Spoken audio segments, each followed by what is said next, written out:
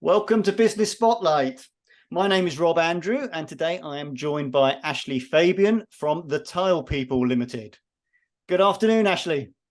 Hi Rob, how are you doing today? Very well, thank you. Good. Ashley, why don't we start with you telling us a little bit about you and what you do? So my name's actually Fabian, and I own with my brother the Tile People Limited in Haywards Heath. 25 years we've been going now, or at least 25 years. We've been 25 years in this location, importing the best tiles in the UK, importing from the best tile manufacturers, and sort of we want to take you on a journey. Buying tiles can be a very daunting experience. Research suggests that the average homeowner might do this journey 4 to 5 times in their life. And I mean, I'm in it every single day, and every day for me is a school day. So we understand it can be a very daunting experience when it comes to creating a bathroom or retiling a kitchen, a hallway, anything. So we want to excel in guiding you through that process, not just giving you a showroom and saying, crack on, madam. Just there's the tiles, do it. We get a lot of people that want our advice. They want to dig into our expertise and sort of help us, but help them. Oh, do you think this will work? Do you think this will work? Should we have brass? Should we have gold, etc.? So there's a lot of things that go into it. That's interesting. And 25 years, it's a long time. And I imagine there's been a lot of change within the industry and also the way we buy. What stands out for you over that 25 years since you opened the doors? What's changed?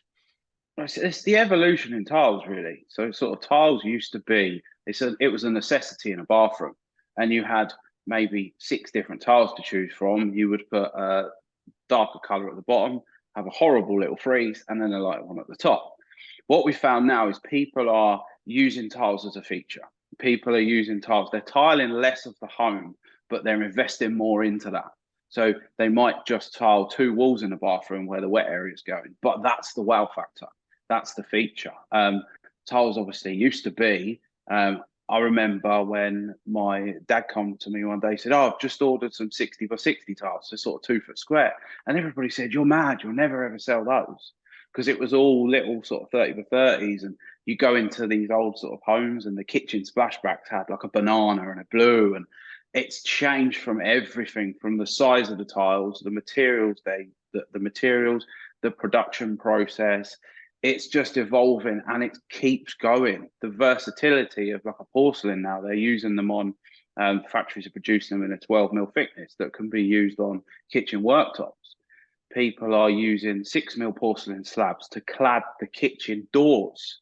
So everything's sort of seamless. They're using it to create sinks in bathrooms, wall claddings in houses where these decorative porcelains come into play with the flowers and things on.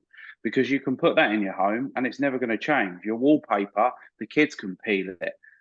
Something might brush against it and it will, but the porcelain obviously will never ever change. So the evolution in the industry has gone from small format, tiles were a necessity because paint wasn't that good, to being a luxury item, to being a more desirable product. And it's lovely to see it.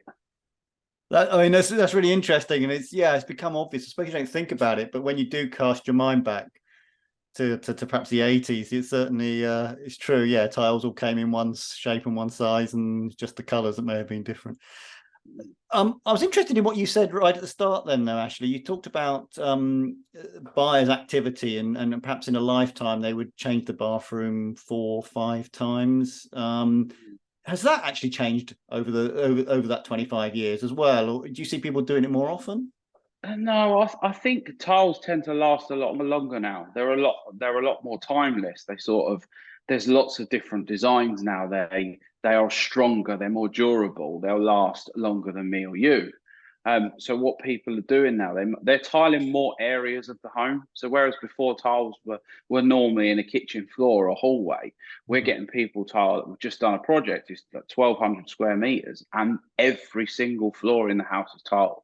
So the hallways, the bedrooms, the living room, the kitchen, it's all tiled with underfloor heating in it, giving it that long-lasting effect. It's Mhm. the customer's got nice big rugs down in certain areas, which he can change if he wants to.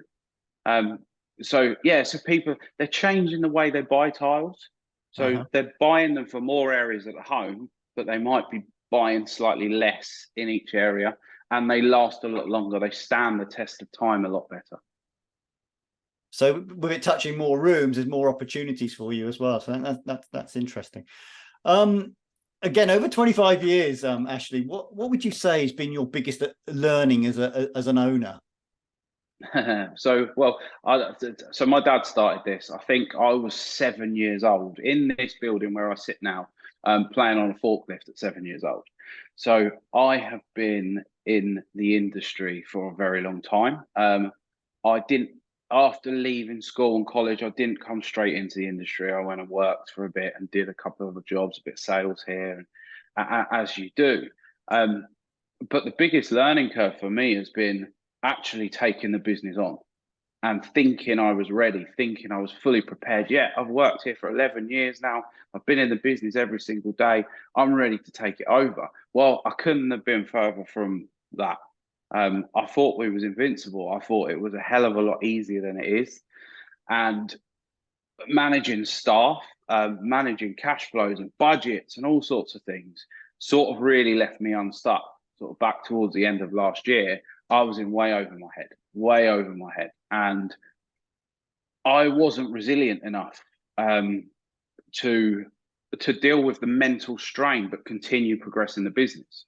So I sort of hit a lull where I was worried about bills mounting up, but I wasn't doing anything about it because I was in such a bad mindset that I couldn't see the light at the end of the tunnel.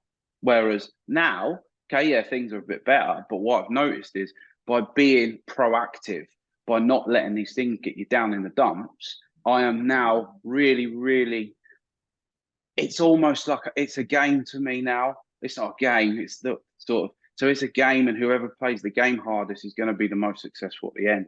It's no good. We all get bad days, we all get good days, we all have medium days, but if we can pick ourselves up from the bad days, then we're going to see what the universe gives us back, if you like. Sounds very psychological, but I don't mean it like that. But I feel that you've got to continue putting in the effort.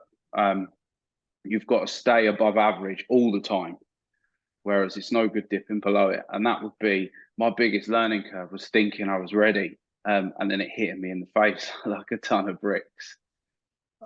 I mean, thank you, Ashley, for being honest, actually, about that. And so clearly, mindset, you feel is number one, and just taking action is. That's it. We sort of find at the moment we're producing a lot of content and things, and a lot of people, what they do is they'll give up. Now, we've been producing reels and stuff on Instagram for just over a year now, and it's only really now that we're seeing the results. And it's very much the same. It's you can reach out to architects, you can reach out to interior designers. I'm sure you find it. You can reach out to potential clients that you're going to work with. And we're, as human beings and British people, we don't like to. There's a line between being too pushy and being too salesman-y, but then there's also not enough. So I was always, oh no, I've rung that person 3 times now, I've not managed to get hold of them. Let's leave it. Now I'm like, no, chest out, pump my chest out. Right, I know that I can help you. Give me some time, and I think that's really helped in the whole thing. Whereas my mindset now I had to do a mindfulness course. I was in a bad way at the start of this year. I wasn't enjoying the moment. I wasn't living in the moment. I didn't want to get out of bed in the morning. So I saw a therapist, and a therapist said, I think you need a mindset. I think you need to learn about mindset and how to control it, because it was controlling me. My brain was controlling me, and now I can sort of control my brain a bit more from the outside looking in. So I did an 8-week mindfulness course with a lovely lady, and it has changed so much about me, in business, in home life, in spending time with the kids. So if anybody out there is struggling with running a business and it all being a bit too much for you, you've got to make some time for yourself. Personal growth, I think, is a big step in growing a business. Would you agree? I would agree, and I think that's really gold what you've shared then, Ashley. So thank you for that. It's having the right mindset, regardless of your business. And that probably leads me then into perhaps the tile people, and what do you feel makes the tile people stand out from all your competition? So obviously I'll be biased on this. Our range of tiles. A lot of people when they come into business and they come in here, they come into the showroom, they say, "Wow, your range of tiles is phenomenal. We've been to X, Y, and Z. I'm not going to mention any names, and it's just no good. It's just." The other thing with us is all our staff are full time. I mean, everybody apart from my marketing team, everybody's actually been here longer than me. Richard, one of the sales guys, he's been here. He's been in the industry for probably 40 years, I guess. My dad, our connections, the people that helped my dad set it up. So there's a hell of a lot of knowledge there. Whereas a lot of these larger chains, you go into them and you're effectively about to give someone £1,000, £3,000, £4,000, but they don't know enough to be able to guide you in the right direction. So we pride ourselves in the fact that our staff are professional. They've been here for a long time, and they're sort of part of us. They're part of the tile people. So we can advise you in the right way. Now, the other day I did a video on LinkedIn where I actually talked myself out of a sale because I didn't think the product was right for the client. But she was very, very thankful for that bit of advice. And that's, I'd rather have happy customers that sort of, oh my God, they told me not to buy tiles from them because the product wasn't right. Now, there's not many companies that would do that because it is all sales driven. So we have relationships. We want to build relationships, not just with our customers, but with our suppliers. We travel to sort of Spain and Italy every year and try and bring in tiles that are slightly different to what everybody else is doing, to sort of be ahead of the curve. And over the 25 years, we have been very good with that. We sort of outdoor porcelain, we bought that in first. Decorative tiles, people thought, oh, you're mad, no one's ever going to buy that. So we like to sort of be innovators. We like to, I kind of want to be like a pioneer for the industry. It is a difficult project. Now, I am surrounded by tiles every single day. Now, I don't have a clue what to put in my own bathroom. So it's a difficult task for anybody embarking on the journey. And I think what we want to do to stand out is to hold your hand through that process, to help you understand it. Because like I said several times, it is evolving quicker than it ever has before. So yeah, we want to be the tile people, the people you go to for tiles, for anything, whether it's advice, whether it's cleaning products, whether it's grouts and adhesives, whatever it is. We want to build strong relationships with our customers, so they come back, their friends come, their work colleagues come. So that's it's more about building relationships and maybe turning down a sale every now and then to ensure that our customers are happy. So basically, I mean, that's really useful and interesting. So basically what you're saying is come to the showroom, but don't just come to look at the tiles. And if you're not sure of exactly what you want, ask. Yeah, that's it. That's it. We done a lot of videos on sort of Instagram with like a you ask, we answer kind of series. And the message that goes out there, even if you're not buying tiles from us, we're more than happy to help you on the way. I don't want people being given the wrong advice. The same as you in your profession, you'd be upset if another coach had given someone the completely wrong advice that could eventually end up for them being in financial difficulty. Now, it's the same for us. It's the same for anything. Do you know what I mean? Yeah, I do. I mean, you're absolutely spot on. Let's look ahead then. What do you think is going to be the biggest challenge you're going to face in the months and years to come? The biggest challenge at the moment is we've got some huge plans for growth. The way that people buy tiles is changing. The digital age is here, even with buying tiles. So the biggest challenge for us is going to be to really find the funding and find what we need to be able to push us to where we want to be, to where our vision is taking us, which is the most beautiful tile showroom you've ever seen, and people come to it just to have a look. They don't even want to buy tiles. So we want sort of to create this bit like you go, not like IKEA, but you go to IKEA because you might want to buy something, but you spend a lot of time there eating the meatballs and doing this and whatever. Not quite like, it's probably a bad analogy, but we want people to come here because it's a nice place to come and visit. So Ashley, so let me into a secret then. So you big expansion plan. Does that mean opening up all across the country or further afield? What does it look like? No, so we need to we want to get all our ducks in order here in this shop. And then from there, I don't think I'd want to have shops everywhere and be like we've got to keep the vision, we've got to keep what we want to be as a business. And that is all boils down to the staff, that boils down to the knowledge. So I mean, I would like to have this really nice showroom and this sort of skeleton of the business here, and then maybe take on a couple of smaller high street shops, sort of in nice high streets dotted around, not too far, because as we all know, there's a big divide between north and south, and where you've got to go where the money is. As sad as it sounds, in order to be successful. So so I would love to have maybe 3 or 4 other stores. We're looking to improve our selection of products. So we're looking at sort of these feature wall panels. We're looking at composite deckings. We're looking at bathroom suites and high-end taps and things like that. So that's all something that comes into this plan in order to help us grow, to help us get the most out of each customer. Because at the moment, we're only selling tiles. Now, with tiles, you might want a kitchen. You might need a bathroom suite. You might need some taps. You might want some fancy lighting. So that's all something as a company at the moment that we want to try and bring onto the table. And we're in close conversations with people, and hopefully this will happen. To sort of so it's like a one-stop shop for nice finishes. Could be vanity units, could be expensive taps, could be kitchen worktops.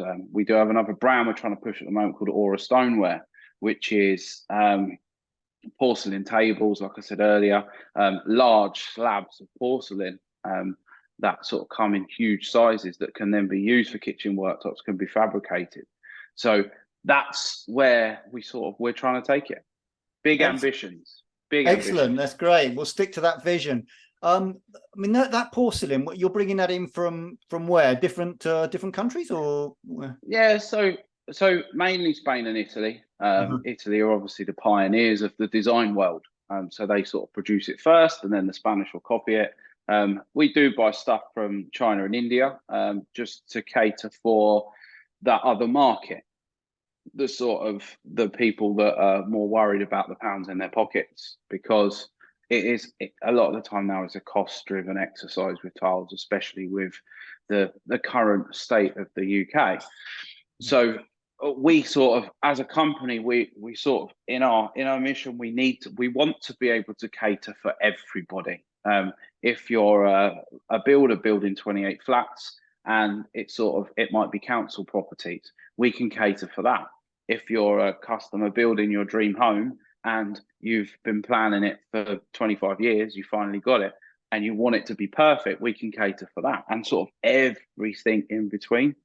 So that's where the sort of the growth of the showroom.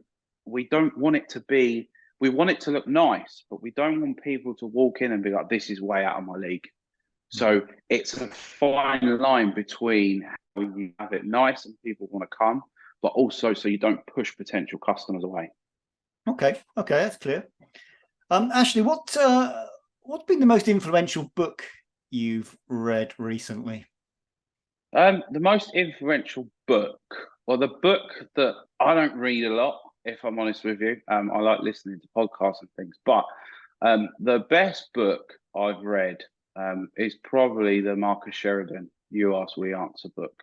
I also went to one of his events last year, and I thought it was really good. And that's what started us creating this content. That and a mixture of other things. I stepped out of my comfort zone. I got in front of a camera, and I thought back then I was really good at it. And now I look back at those videos I created a year ago, and I was like, wow, how I've come on. So that was quite a good book. I'm sort of at the moment in the process of reading Stephen Bartlett's new one, The 33 Habits or 33 Rules of Business, which I'm not that far in, but I'm really enjoying what I'm reading so far. Oh, Marcus is awesome, isn't he? It's he's taken Yeah, marketing to a different level. That's for sure. yeah, Excellent. yeah. One more question. If I take you back, what would be the advice you'd give to a much younger Ashley, 20 years ago? What would you do differently than you've done? Um, if I was to give myself some advice sort of 10 years ago, it would be to really focus on personal growth, um, seek mentors, try and mix in different circles, go to like business seminars, because it's amazing what you think you know, but you don't. Last week I did a James Sinclair seminar, and I learned so much in those 2 days, like ridiculous for a small amount of money. Um, my advice to anybody, or even to myself, would be to make sure you have a vision and then reverse engineer it from there. You need to, yeah, you find out where you want to be and then create the steps to get to that. And also, if you're looking at a business, looking at starting a business, then it's got to be scalable. It's got to be scalable. You've got to make sure there's enough customers out there that want your product, that want your service. And yeah, just learn, just focus on personal development, and enjoy the journey. That's the other thing. It's all good and well me saying set a vision for the future, but you've got to have that in the back of your mind, like a vision board. This is where I want to be. I want to have a boat, a car, or this. I want my business to have 5,000 stuff, whatever it is. But don't be so tunnel vision on that if you don't get there, you're going to be upset with yourself. You've got to enjoy the journey, because everything in life can change. You can change your path. You could want to be going there, but you actually end up going there and it's better for you. So yeah, have a vision at the end, reverse engineer how you get there, but it's not set in stone. Enjoy the journey and enjoy the processes. So have a destination in mind, but always be kind to yourself. Yeah, that's it. Excellent. Ashley, last question then. Any news or announcements you want to make about the Tile People? What's coming up? What's coming up is hopefully a full showroom renovation, sort of end of December, early January, which we will then have a launch and invite people in. Some amazing new products that are very quirky, a little bit different. We have a brand new adhesive manufacturer launching, hopefully last week, but that didn't quite happen. So we have a brand new adhesive manufacturer, grouts, ancillary product supplier coming in. And people that know the business have known we've struggled for a little while with ancillary products. So within hopefully the next 2 or 3 weeks, we will be fully functioning again on that. And again, all the fantastic tiles, the new stuff, the trendsetters will all be coming. We have also just done a deal with Capietra. We've been asked whether we sell Capietra tiles for a while. So hopefully, again, in the next 6 weeks, we will have a full Capietra section in the showroom, and we will be showcasing their tiles too. Excellent. So it's all happening in December. Lots. Yeah, December's a quiet month for us normally in the shop. So I want to make sure we're productive in those quieter times where there's not as many customers coming in the shop, and have a plan of action to then hopefully hit the ground running in January. Brilliant. And Ashley, how, if our listeners want to connect with you, how best? So Ashley Fabian on LinkedIn. I'm trying to post quite a lot of content on there. The Tile People on Instagram, the Tile Peeps on TikTok, or check out our website, all of our Pinterest. We're now very big on Pinterest. We're growing that.